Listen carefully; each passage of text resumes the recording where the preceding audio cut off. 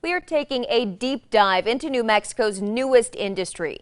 Legalizing recreational marijuana came with the promise of thousands of jobs and ultimately billions of dollars for the state's economy. And tonight we are looking at how pot could compare to another major state industry that New Mexicans already know and love, chili. These look really good. The crop near and dear to New Mexicans' hearts. Size is good.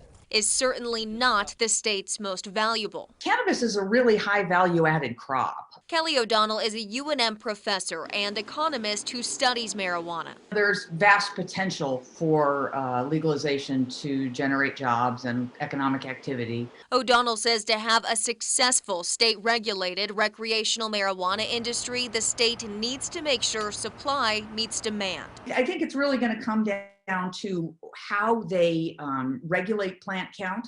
If New Mexico can get that right, the state has the potential to benefit in several ways. There's really great potential for job creation and increased incomes and in all of the things that come with the new industry.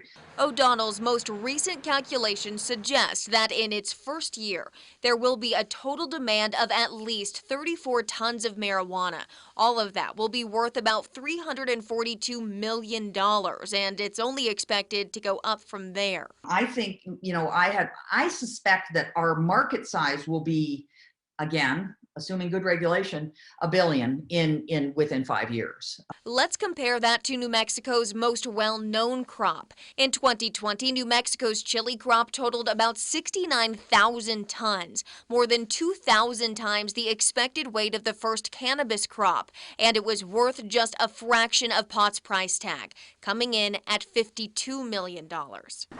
O'Donnell says demand for marijuana is only getting higher. Well, I think what we're seeing when we look at national data is that the only population in the U.S. that isn't smoking more pot is kids. New Mexico is late to the game compared to some of our neighbors, legalizing pot nearly 10 years after Colorado. Colorado, as a state that legalized early, frankly got a lot of cross-border sales. There were people coming from other states solely for the purpose of purchasing cannabis.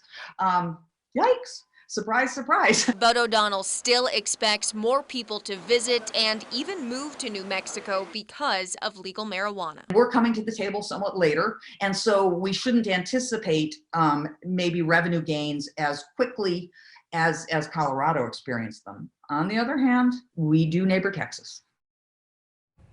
Marijuana is also expected to cause a residential and commercial real estate boom. Experts say developers are already getting started on renovating storefronts into dispensaries, and people who work in the business will want to buy or rent new houses. About 10,000 entry-level jobs will also be up for grabs as dispensaries get ready to open. For the full report done by our digital data reporter Curtis Segarra, you can go to alwaysonat KRQE.com.